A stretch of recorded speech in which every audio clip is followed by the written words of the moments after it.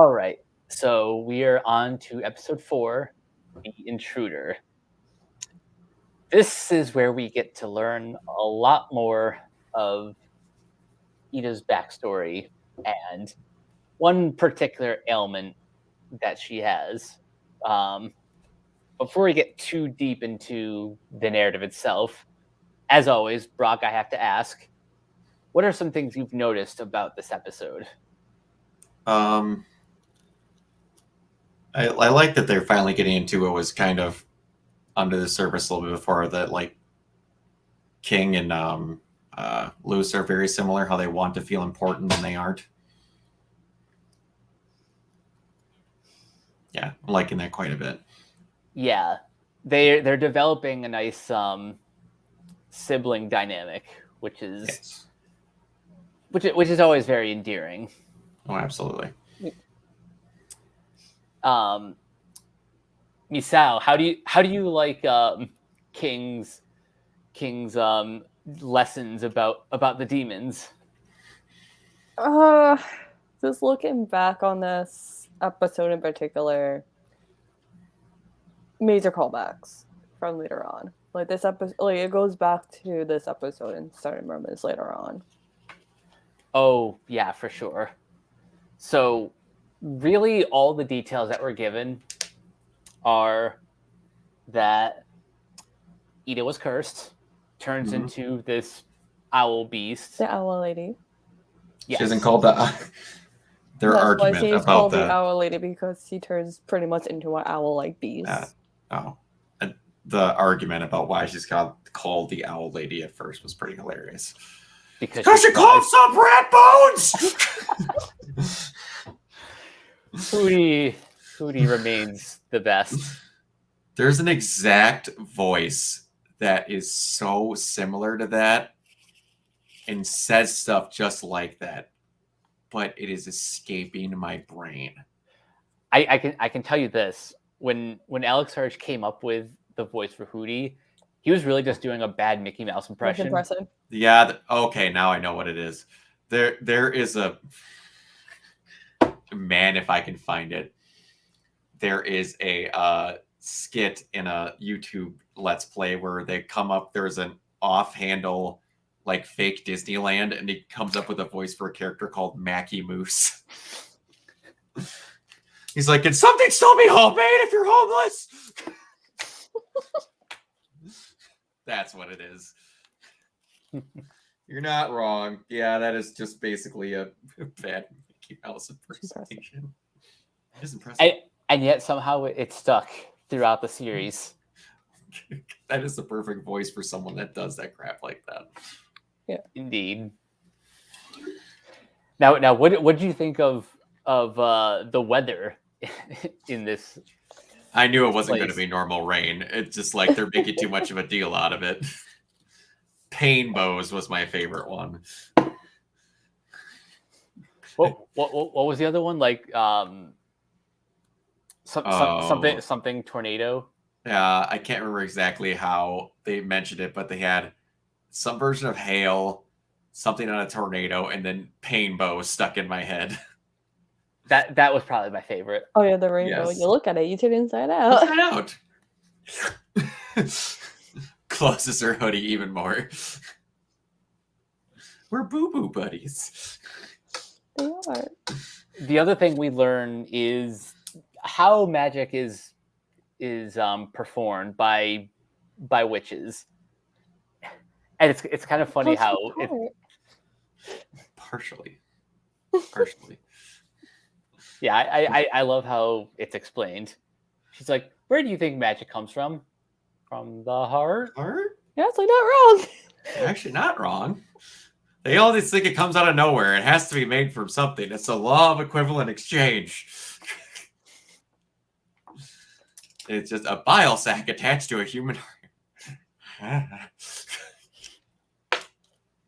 Of course, they like the show's never going to take the easy way out. No, of course not. But this is the first time we get to see Luce drawing glyph magic. Yes. I was wondering how they were going to have with the circles. I'm like, it's not just a circle. There's going to be something in it. But I do appreciate the glyph magic. It reminds me very much of Enochian magic and Supernatural. Yeah, it's got. I'm sure they all come from like that same origin. Yeah. But the setup and payoffs of this episode are all just kind of brilliant. From Ida's obsession with shiny things to, that being how they eventually learn to tame the beast. Yes. With the flash of her camera phone, which is there ever a joke how she keeps that thing charged? Let's just say that it comes up in a later episode. Okay. Yeah. Got it. Also, in the opening, I don't know if you noticed it, but the opening changed a little bit. Yeah, you'll see kind of small notice changes in the openings. Okay. For each past episode. Okay. The first change, you kind of miss it. You might have missed it because I missed it at first, and then later on, internet pointed it out. At first, when you see like Willow, Gus, and Amity, you saw Willow in the purple outfit. Now you see her in the green outfit. Oh, okay, gotcha. Small change like that. Yeah, so throughout now until going forward, there's going to be a little stuff like that. Okay, nice.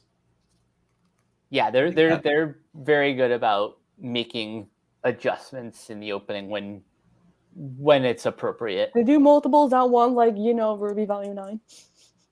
It was so weird how they never did the background with that. It still bothers me. That's so weird.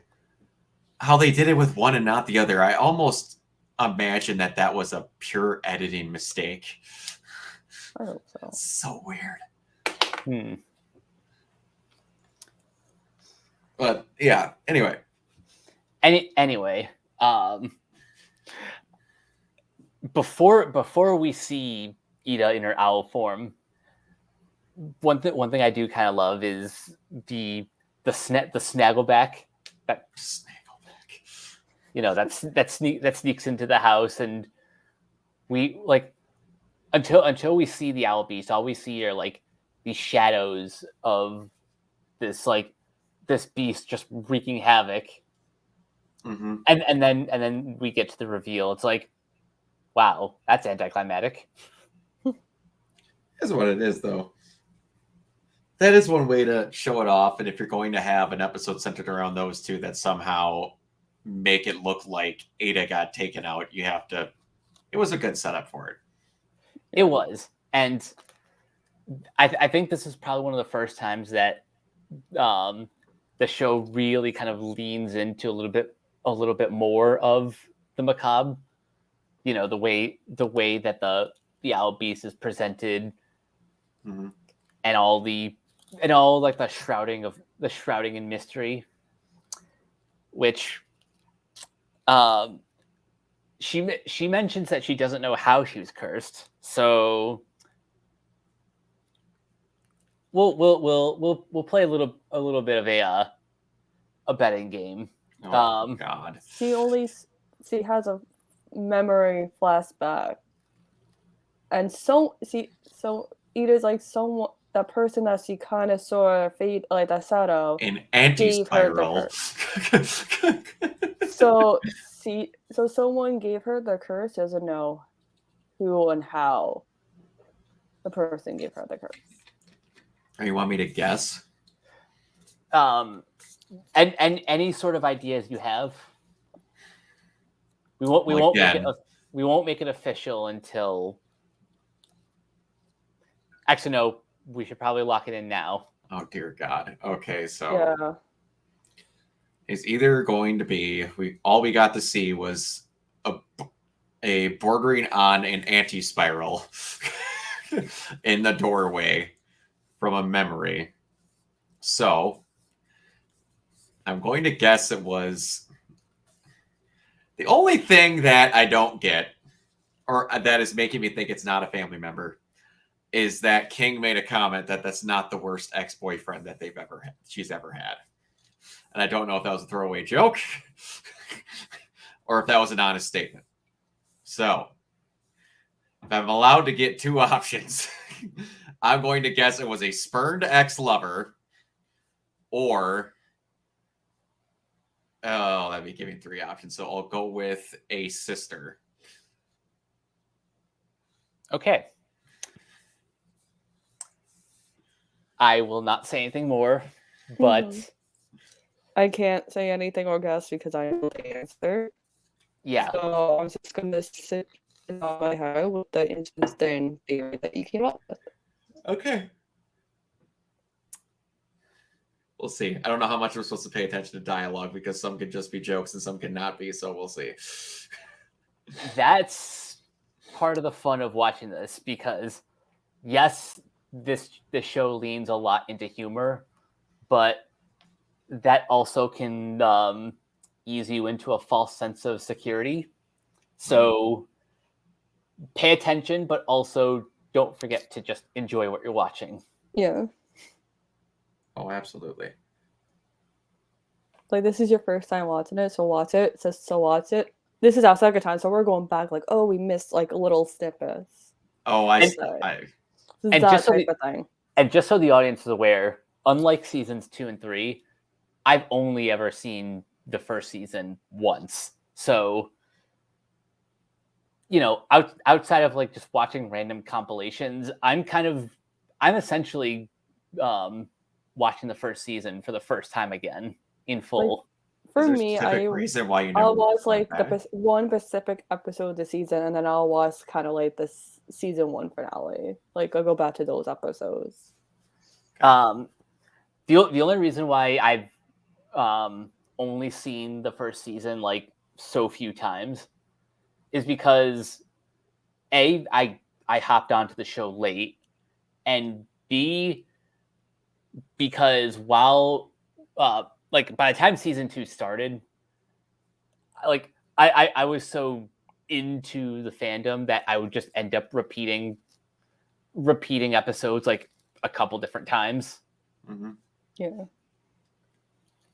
But yeah, otherwise I'm basically revisiting season 1 for the first time, and so far I'm really enjoying this rewatch, particularly with someone who has never seen the show. Yes. I'm enjoying going back, watching it the second time, beginning to end, seeing like all the little snippets and details. It is good. So you missed I like it so far.